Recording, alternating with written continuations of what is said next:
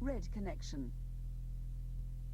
Detective Chief Superintendent Jack Taylor was just getting into bed when the telephone rang. It was the duty inspector, David Hitch.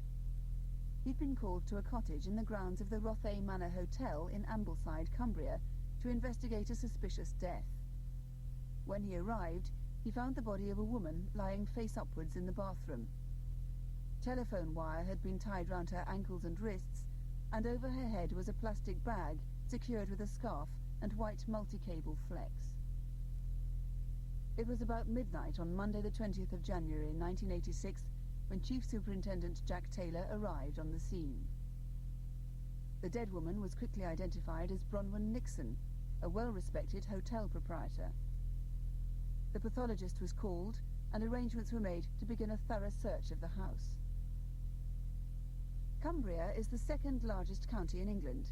It stretches from the Scottish borders to the edge of Lancashire and spans 2,653 square miles. Throughout the night, Detective Inspector Hitch had the arduous task of rounding up an inquiry team from 4 different sections of the county, each of which was requested to provide at least 3 officers, and a further 20 task force officers were also drafted in. The area surrounding the hotel needed to be combed for clues, and it was important for house-to-house inquiries to start as soon as possible. Detective Chief Superintendent Jack Taylor arranged for an incident room to be set up at Kendal Police Station, and he was keen to hold a 9 a.m. briefing. He wanted to start early so that officers could begin to check bus and railway stations and to implement road checks to discover if anyone had seen anything suspicious that night. Bronwyn Muriel Gwendolyn Nixon was 67 when she died, and had owned the Rothay Manor Hotel for the past 18 years. She had originally bought the hotel itself in 1967, and Lee Cottage in the hotel grounds by 1975. She had lived there for the last 6 years. Bronwyn had been divorced for about 25 years and had 2 grown-up sons, Nigel and Stephen. After leaving Leeds University, Nigel returned to Ambleside to help his mother run the business. About the same time, Stephen decided to do the same. So in the late 1970s, a joint ownership agreement was drawn up. Bronwyn remained responsible for the kitchen, the decor and the furnishings of the hotel. Nigel was in charge of all the administration, and Stephen looked after the dining room, the wines and the staff timetable. During the past 5 years, Bronwyn had become less involved in the day-to-day running of the kitchen, leaving the job to her sons, who had both married and lived nearby. It was Stephen who had discovered his mother's body at 11:45 on the evening of Monday the 20th of January and called the police. The post-mortem was carried out in the early hours of Tuesday morning, and at 9 o'clock sharp the briefing began. Chief Superintendent Jack Taylor opened the meeting. "In the early hours of this morning," he said, "I was called out to the cottage in the grounds of the Rothay Manor Hotel. A woman's body had been discovered whom we now know to be Mrs. Bronwyn Nixon. What we're looking at is a clear case of murder. The body was found at 22:45 hours yesterday evening, and the cause of death was strangulation. The doctor estimates that she'd already been dead for at least 12 hours. She suffered an awful attack. There was bruising around the left eye, a scratch on the right side of her neck, and also a cut. Further bruising was visible by her left collarbone and on both her wrists." Jack Taylor posed some questions and reviewed what police had discovered when they arrived at the cottage. How had her attacker got into the house? There was no sign of a forced entry. Why had her attacker gone into the house? What was the motive? There was evidence of theft. There was no sign of Bronwyn's purse or its contents, which included credit cards, money and personal papers. But the violence seemed very extreme for robbery. There was no evidence of a sexual assault. Bronwyn's car, a blue Honda Accord, was missing. Did Bronwyn die because she recognized her attacker? Or did the killer have some specific grudge against her that might explain the horrific attack on her?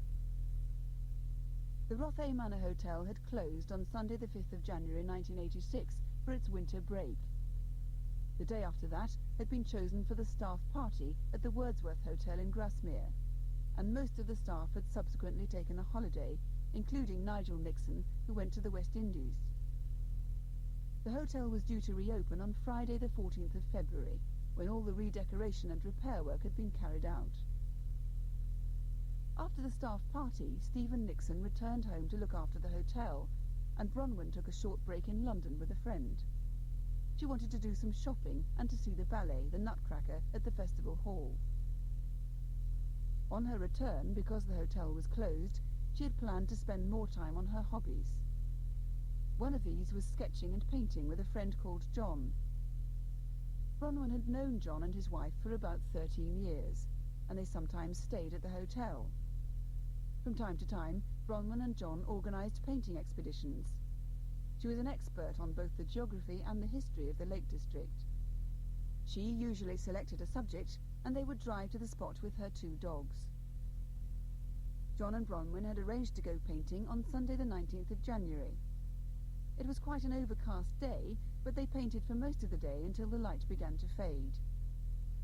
They drove back to Bronwyn's cottage at around 4:30 p.m, John remembers. We had a cup of tea and compared our day's work. We spent a fair amount of time planning our sketching expeditions during the forthcoming year. I left at 5:45 p.m. The following morning, I realised that I'd left my hat in Bronwyn's cottage, and I had found one of the dog leads in my car, so I decided to ring her at about 2 p.m. There was no reply. I was then detained at work and didn't leave the office until 9 that evening. I went for a drink and returned home at about 10:30. My wife said that Stephen Nixon had been on the phone asking if I knew where his mother was. I rang back and said that I'd last seen Bronwyn on Sunday evening. On Tuesday, the 21st of January, I rang Stephen at 8:30 a.m. He told me that his mother was dead. John was the first witness police had spoken to who admitted to being with Bronwyn Nixon several hours before her death. Because of this, he was initially treated as a suspect. He was arrested and taken to Kendal police station, where he was detained for 15 hours. He was eventually eliminated. The forensic team, who were making a detailed examination of the cottage, had found bloodstains in the hallway. There were clear signs that a struggle had taken place downstairs. Items had been knocked over, and this suggested that the attack had begun downstairs. On the lavatory lid, they found a glove mark that was lifted onto sellotape for analysis. Of even greater significance was a relatively large number of distinctive red cashmere fibres found on and around the body. There was nothing in the house that could account for these. Chief Superintendent Jack Taylor recalls, "So far this was the strongest clue we had. Nearly all the hotel staff were away, and only one neighbour had given us any useful information. She lives just down the road from the hotel, and at about 11:30 on the Sunday evening she heard a scream. When she went outside to have a look, there was nobody there. All the people we have interviewed spoke very highly of Bronwyn Nixon, and nobody could think of a reason why anyone would want to kill her." How then were the police going to find someone who hated her enough to commit such a violent act? 2 days after Bronwyn's body was discovered, the incident room received a call from Preston Police Station. They had found Bronwyn's blue Honda Accord in a multi-storey car park near the bus station.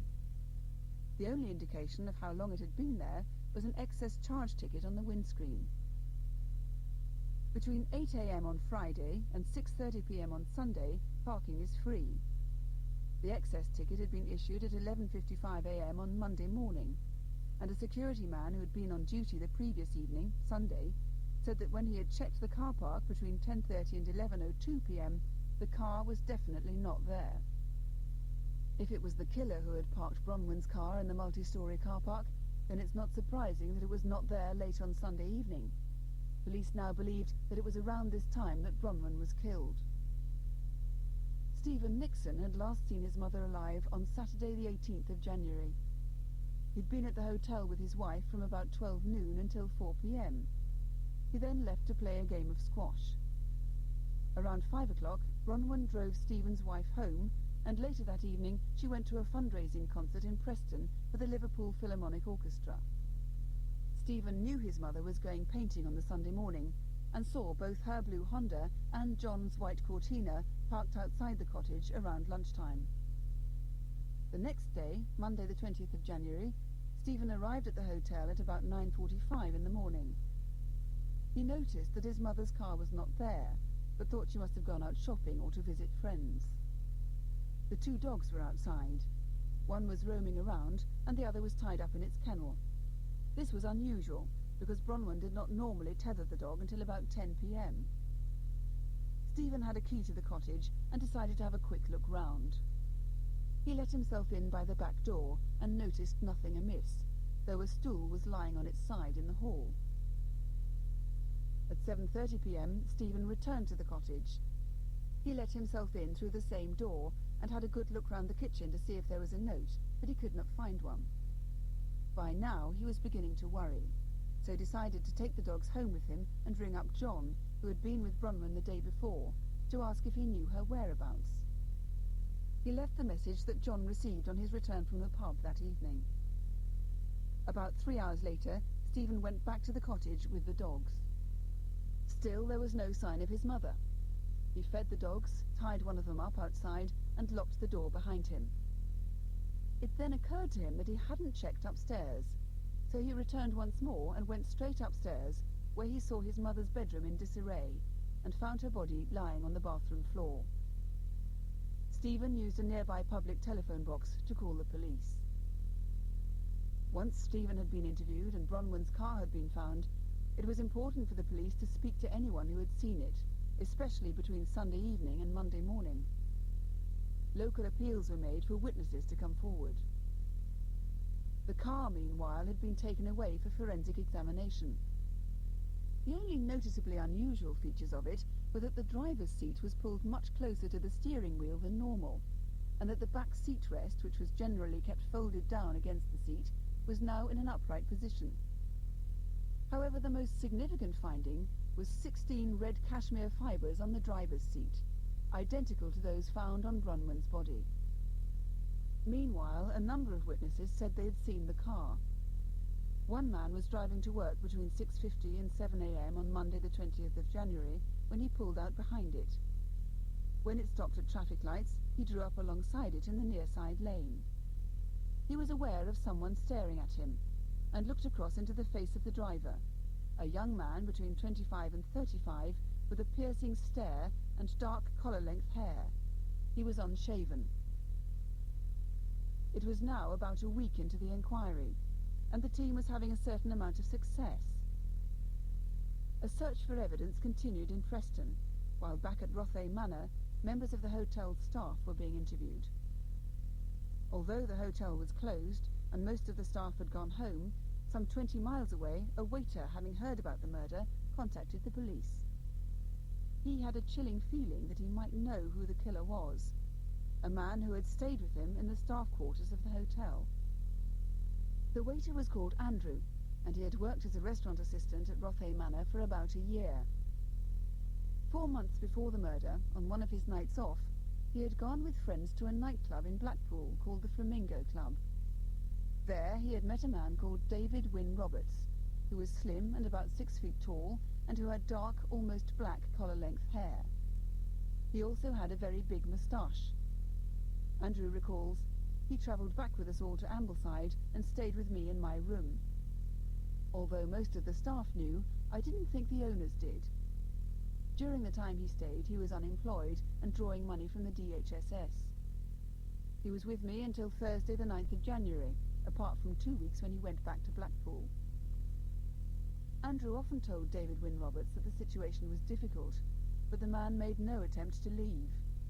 In fact, he frequently became quite violent. On one occasion, Andrew received a black eye and bruised nose.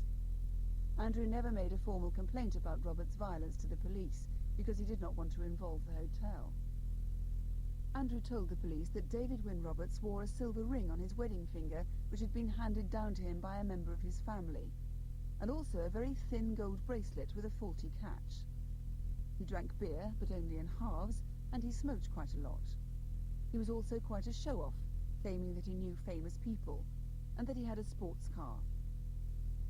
Roberts told Andrew that he came from near Holyhead on Anglesey, and had left home at the age of 14. He had no noticeable accent, but spoke quite quickly, which sometimes made him seem sharp. He claimed to have lived and worked in London and Brighton.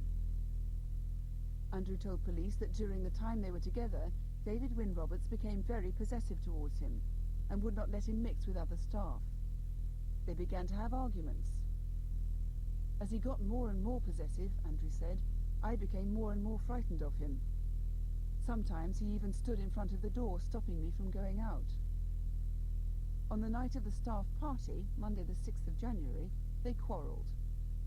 David Wynne Roberts at first refused to let Andrew go to the party, but eventually relented. While Andrew was out celebrating, David Wynne Roberts stayed in his room at the hotel. Andrew wanted to go home the next day, but David Wynne Roberts insisted that he stay at Rothay Manor. I didn't really know how to handle the situation, said Andrew.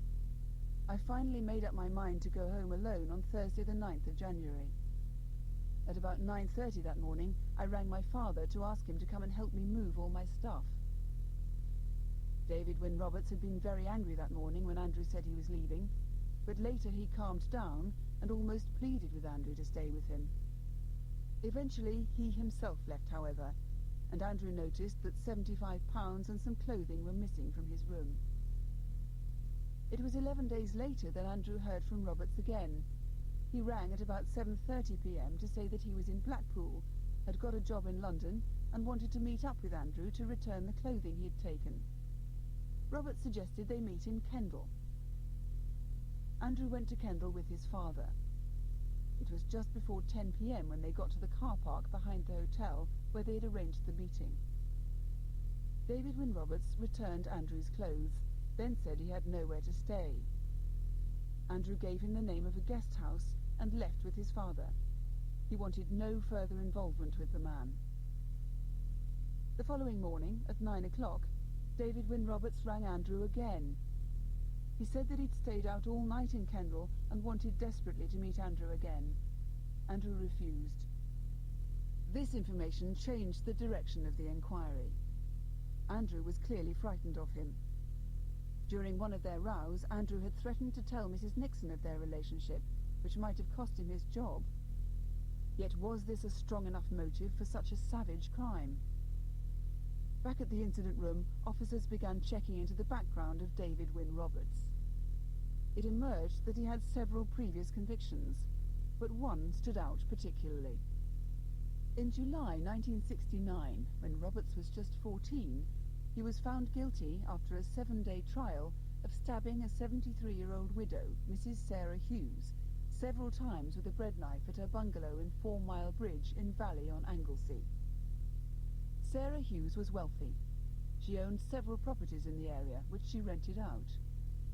She was described by locals as being an active community member who looked much younger than her age. She was also a meticulous woman with regular habits. Sarah Hughes was at school with Robert's grandmother and was quite friendly with his mother. Robert's father drew up the plans for the bungalow in which she lived. When the police were called to the murder scene, the bungalow appeared to have been ransacked, and an attempt had been made to drive Sarah Hughes's car from the garage. Money was missing from the house, including 10 £1 notes that had been given to her on the day of her death. Because he was an acquaintance of the deceased, David Wynne Roberts was interviewed as part of routine inquiries, and he gave an alibi.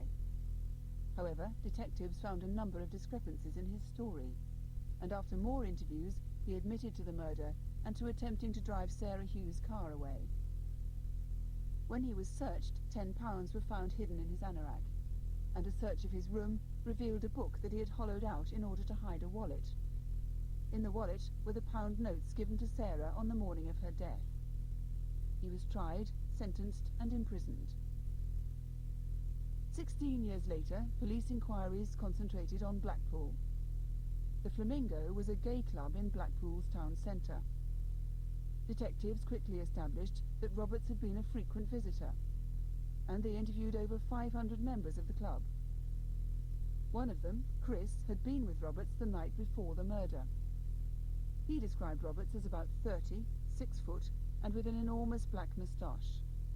He was wearing a pale-coloured coat and a red scarf. Chris had borrowed his father's car, and he drove David Wynne Roberts to the Lord's guest house where Roberts was staying. It was about 1 a.m. They woke at about 9 o'clock. Chris recalls, "I had this funny feeling about Wynne. I wanted to go because I was feeling uneasy with him. I took a shower about 12 noon and left Wynne my telephone number." A few hours later, David Wynne Roberts rang to suggest they meet for a drink that evening, but Chris felt too tired. When Chris rang the Lord's Guest House on Thursday evening, Roberts had gone. The police now knew that David Wynne Roberts was in Blackpool, 75 miles away from Ambleside, on Sunday the 19th of January, the day of Bronwyn Nixon's murder. 2 officers went immediately to Lord's Guest House. The guest house was owned by Steve, who was heavily involved in the motor trade, so the day-to-day running of the business was left in the hands of his partner, John. John was on duty on Friday the 17th of January when he received a telephone call from David Wynne Roberts, who asked for a room. Roberts travelled from the railway station to the guest house by taxi. He said that he was expecting some friends from London to arrive on Sunday, and that they'd be staying all week. That night, Roberts told John that he was going to Windermere to meet an ex-lover. The following morning, Saturday, John saw Roberts at about 10:30, and remembers that he seemed quite depressed about a relationship that had ended, presumably the one with Andrew, and wanted to talk. On Saturday evening, John and Steve saw David Wynne Roberts at the Flamingo Club. He was dancing with someone whom he later brought back to the guest house. This was Chris. John saw Chris leave the following morning, although Roberts stayed at the guest house until about 4 p.m. John recalls, "On Sunday afternoon we watched the Saturday night horror movie, which we'd videoed. Roberts told me he had read the book about Dennis Nielsen, was sorry for murderers, and understood why they did it." That evening, Steve and John did not see Roberts. At about 8 o'clock, Steve went to look in Roberts' room. His belongings were still there. At around midnight, before he went to bed, Steve checked the premises and locked the doors. There had been no sign of Roberts at all. The following morning, Monday, Steve got up around 8:30. He went downstairs and saw the keys to Roberts' room on the hall table. Beside them was an envelope containing the money Roberts owed for his stay, and a note that said, "I have decided to go to London. Thank you for your hospitality." His room was empty, and the bed did not appear to have been slept in. The police were now even more anxious to trace David Wynne Roberts. The period during which he was absent from his room at Lord's Guest House covered the time of the murder, and this, together with his sudden change of plan, made him the prime suspect. Detective Chief Superintendent Jack Taylor recalls, "We still had no idea where he was, and further inquiries came up with nothing. I decided to contact Crimewatch and to ask whether they would make a special appeal on our behalf. It was late in the day when I rang the production office, and I wasn't sure they'd be able to help us out. I was desperate, and I knew that a nationwide appeal was my best chance of finding him." Crimewatch only ever appeals for named suspects in the photocall part of the programme, which is made up of video recordings of robberies, together with photographs of individuals to whom the police would like to speak in connection with various crimes. This section of the programme usually consists of 4 cases, and because they have to be carefully researched, they're selected the week before the programme is broadcast. In fact, it was the very week of the programme's transmission when Jack Taylor rang the Crimewatch office. All the items for the programme had been selected. However, when Jack Taylor's call came through, his case was considered serious enough to be included in that week's programme. A meeting was immediately arranged between the producer of Crimewatch and the BBC's lawyers to discuss the implications of broadcasting such an item, as it was essential to ensure that nothing could jeopardise the eventual trial. Once a suitable form of words had been chosen, an appeal was made at the beginning of the programme on Thursday the 30th of January 1986. The results were quite remarkable. Fiona, a secretary, was at home in Cumbria watching Crimewatch, and as a picture of David Wynne Roberts flashed onto the screen, she recognised him immediately. On Sunday the 19th of January, Fiona had been staying with a friend in Lancaster. That evening she was due to get the bus home to Whitehaven at 6:40. She left her friend at around 6 p.m. to walk to Lancaster bus station, which took her about 20 minutes. She arrived in plenty of time, and waited outside the travel shop for her bus. she was joined by a tallish young man with blonde hair and 3 women. One was a student, and another was a slightly older woman with an Irish accent. Fiona remembered a man stopping to ask the Irish woman for the times of buses to Ambleside. He wore an earring and had a striking moustache. His eyes were piercing, the sort one doesn't quickly forget. Fiona remembered, too, that when the bus came, the man chatted to the bus driver about whether he could use a ticket he had. He was told that he could not, and had to pay £3 or £3.50. Eventually, she saw the man get off at Ambleside bus station. Police now knew for certain that Roberts was in Ambleside shortly after 8 o'clock on the evening of the murder. However, they were somewhat surprised by the events that followed the Crimewatch programme.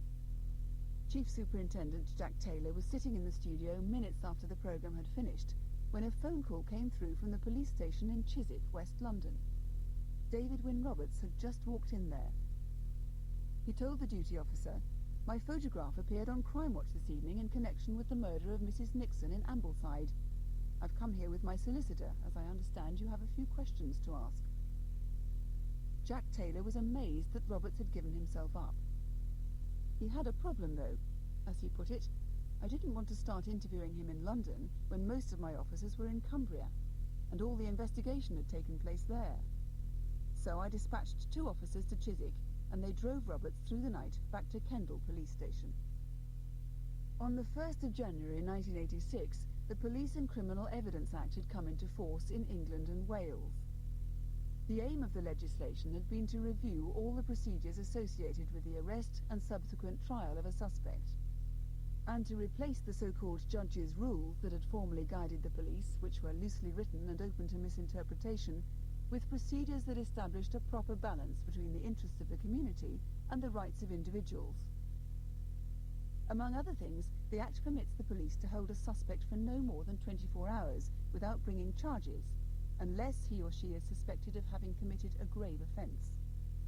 And even then, an extension to a maximum of 96 hours has to be sanctioned by a magistrate's court, at which the suspect may be present and legally represented. The Act also prescribes that a custody record must be opened as soon as someone's arrested, that all suspects must be read their rights and told that they have the right to the services of a solicitor, that interviews must be recorded and timed precisely, and that anyone under arrest has the right to request that someone, usually a member of the family, be notified of the arrest, and the right to speak on the telephone to one person for a reasonable time, although the conversation will be listened to and may be used in evidence. So Chief Superintendent Jack Taylor and his team not only had the job of investigating a murder, they had the added complication of dealing with a new body of legislation that, if breached, could threaten the success of the whole inquiry. As a consequence, they involved the Crown Prosecution Service, which is responsible for preparing criminal cases for court at a very early stage. Jack Taylor made frequent visits to London and kept the Crown Prosecution Service informed of his every move. The morning after Crimewatch, he flew back to Cumbria and held a briefing in the library at Kendal Police Station. He said, "Now there is no doubt in my mind that Roberts is our man. I want to talk about strategy. The way to approach this first interview is to try to find out exactly where he's been since he left Rothay Manor. Let's break down his alibi and see where we go from there. Don't drop the previous murder on him at this stage. I want to keep it for later." 2 officers interviewed David Wynne Roberts, who appeared calm and relaxed. One officer began, "On Sunday the 19th of January, Mrs. Nixon, hotelier of the Rothay Manor Hotel, was murdered. I believe you knew her." Roberts said, "I met her once or twice." The officer continued, "We first of all wish to know some of your movements over the period from November last year until yesterday." Roberts answered, "I came to Blackpool in November and was staying at a guest house on South Shore. I was signing on at the DHSS in Blackpool. I met Andrew from the Rothay Manor on December the 9th at a disco. That evening we drove back to Ambleside and I stayed there for about 10 days. I returned to Blackpool to sign on. Then I got the train to Oxenholme where Andrew met me and I stayed with him for about a week. Then we went to Blackpool. This carried on for about 11 weeks. Some weekends we stayed in Blackpool and others we spent in Ambleside." David Wynne Roberts said that they sometimes travelled by train, sometimes by car, never by bus. He stated that the last time he was in Ambleside was between Monday the 6th of January, the night of the Rothay Manor staff party, and Thursday the 9th of January. He saw Andrew on the 17th of January, but this was in Kendal, and he spent the weekend in Blackpool at the Lord's Guest House. He went through the events of the weekend of the murder. Everything fitted in with what other witnesses had said, but his version of what had happened on the Sunday evening did not tally with the police officer's view of what had taken place. Finally, they asked, between 4 p.m. on Sunday the 19th of January and 8 a.m. on Monday the 20th of January, did you leave Blackpool at all? No, Roberts answered. At this point, the interview was halted. Meanwhile, the two detectives who had interviewed Steve and John at the Lord's Guest House in Blackpool had a stroke of luck. The council had not collected the guest house's rubbish on the due day because it was not left in the right place. Police took 3 huge sacks to a large garage and began to search through their contents. Several hours later, at the bottom of one of the sacks, they found the corners of 2 black cards bearing the name Nixon in gold lettering. With these scraps was a tightly rolled ball of newspaper. It was an advertisement for the Royal Festival Ballet that had been cut out of the Observer newspaper, and the Nutcracker was marked with 2 red crosses.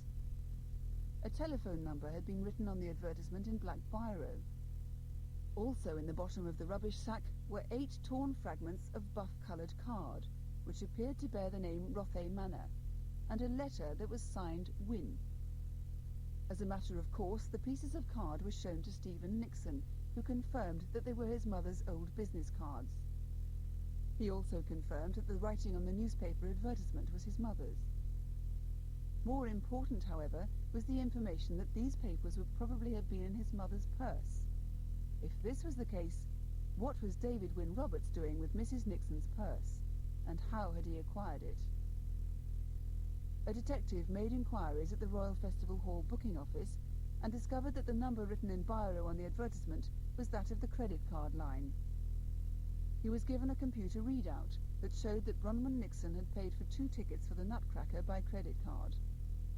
More crucially, it gave the booking time as exactly 6 p.m. on the 9th of January. This proved that David Wynne Roberts had been at the Rothay Manor Hotel sometime after 6 p.m. on Thursday the 9th of January. Furthermore, if it was likely that Bronwyn had kept these papers in her purse, the only way David Wynne Roberts could have got them was if he had gone into her cottage. The police also found among the rubbish they were sifting some red cashmere fibres, which were later found to be similar to those found at the murder scene and in Mrs. Nixon's car. Meanwhile, officers at Kendal Police Station continued their interview with Roberts. He was asked, "What did you think when you saw and heard you were on Crimewatch?" He answered, "My first thought was that Andrew had informed the police that I'd been staying with him and that they wanted to question me on why I was there." "Are you quite sure the account that you have given us of your movements on the night of Sunday the 19th and Monday the 20th of January is correct?" the interviewing officer asked. "All the information I have given is correct," Roberts replied. The officer pressed him on this point. "That is not what I believe. You left the Lord's Guest House at 4 p.m. on Sunday. You were not seen again that night by anyone at the guest house. Is that right?" "The time is probably accurate," Roberts said, "but I did return to the guest house." "At 6:40 p.m. that Sunday night, you caught a bus at Lancaster and travelled to Ambleside. Is that correct?" "No," said Roberts. "You say you were in the Lord's in Blackpool at 11:45 p.m. and went straight to your room. Is that correct?" the officer asked. Roberts answered yes. "The owner of the guest house checked your room at midnight on Sunday the 19th, and you were not in the room. What do you say to that?" "If he did check it," Roberts said, "then it must have been at a different time." "Why are you telling lies, Mr. Roberts?" "I am not telling lies," he replied. A few days after the Crimewatch programme, the woman with the Irish accent who had travelled on the bus with Fiona and David Wynne Roberts came forward. She had seen details of the case in the local newspapers and had recognised Roberts' face. It turned out that she lived in Kendal, but because her sister had suffered a stroke at the beginning of January, She visited her most weekends near Blackpool. On the evening of Sunday the 19th of January, she caught a bus from Bispam to Blackpool, arriving at Blackpool depot at about 4 p.m. She had to wait an hour for her connection to Lancaster. She'd been on the bus only 5 minutes or so when she saw a man get on. He was about 30, she remembers, thinly built with dark collar-length hair. He had a large bushy moustache. I overheard him talking to the driver about going to Ambleside, and then he went upstairs. I didn't see him again until we both got off the bus at Lancaster sometime after 6 p.m. A couple of minutes later, the man approached me. He asked me which bus I was waiting for and whether it went to Ambleside. When the bus arrived, he sat next to the woman, although there were plenty of empty seats, and as she got off at Kendal, he said to her, "Take care." The police now had several witnesses who claimed to have seen Roberts on the bus on Sunday the 19th of January. He still denied that he had left Blackpool that day, so they decided to hold an identification parade. Roberts refused, on the grounds that his photograph had been shown both on television and in the press. Finally, the police had to arrange for him to sit behind a one-way mirror and be confronted by the witnesses, which was another option provided for by the Police and Criminal Evidence Act. In order to allow all the witnesses to confront David Wynne Roberts, the police needed more time. They had already been granted several extensions by the Magistrates' Court, and this was going to be their last chance to keep him in custody. Chief Superintendent Jack Taylor explained to the court that Roberts was going to be seen by several witnesses who might identify him, after which he'd be either released or charged. After a short hearing, the police were granted a further 36 hours. Jack Taylor recalls, "We had to keep David Wynne Roberts because after the initial interview he refused to answer any more questions, and we had a number of outstanding witnesses to approach. He also had a previous conviction for murder in similar circumstances." During his interview, Roberts had given the police the name of a Maltese friend, Renato, with whom he had stayed in London. 2 officers went to visit him. Renato had met Roberts in late December 1984 at a gay club in London. They had kept in touch through letters and phone calls ever since. On Monday the 13th of January, he'd arrived at Heathrow Airport, and Roberts had met him. They spent several days together, but on Friday the 17th of January, Roberts told Renato that he was going to Blackpool and was planning to stay at the Lord's Guest House. At about 3 a.m. on either the Saturday or the Sunday morning, he telephoned Renato. He said that he was all wet and outside in the middle of nowhere. He mentioned the name Kendal. He gave no indication that he was thinking about coming back to London. Renato next heard from him on Monday the 20th of January, when Roberts told him that he was returning to London and asked Renato to meet him at Euston. They spent some more nights together before Renato went to visit an uncle in Bristol on the 30th of January. He recalled that sometime after Roberts had returned from Blackpool 10 days earlier, they had exchanged several articles, some of them clothes. He said, "I exchanged my black and white scarf for a red one that Wynne was wearing." He said that it irritated his neck. He'd bought it in Harrods last year for £25. He gave me his beige shoes and a pair of boots. He said that his feet were cold when he wore them. He also gave me a pair of black leather gloves and a grey wallet. He said the gloves had belonged to his friend Andrew from Kendal. Wynne said that he couldn't grip with them and that I could have them. He said he'd washed them. The wallet wasn't the type I would use, but I kept it and thought maybe I'd give it to my sister. Detectives could not believe what they had found. They now had a red cashmere scarf that had belonged to David Wynne Roberts in their possession. If the fibres matched those discovered on Bronwyn's body, in her car and in the rubbish, they had the strongest possible evidence against David Wynne Roberts. It was an enormous stroke of luck, not least because Renato was due to fly back to Malta the very next day and could easily have taken this vital piece of evidence with him. On the day that police in London spoke to Renato, the confrontation between Roberts and several witnesses took place in Kendal. These included the man who had seen him driving the blue Honda on the morning of Monday the 20th of January, and Fiona, who had seen Roberts get off the bus at Ambleside the evening before that. When the witnesses walked into the room, David Wynne Roberts was sitting behind a mirror. He could not see them, but he could hear everything that was said. 4 out of 5 people positively identified him. When further questions were put to him, he refused to answer any of them.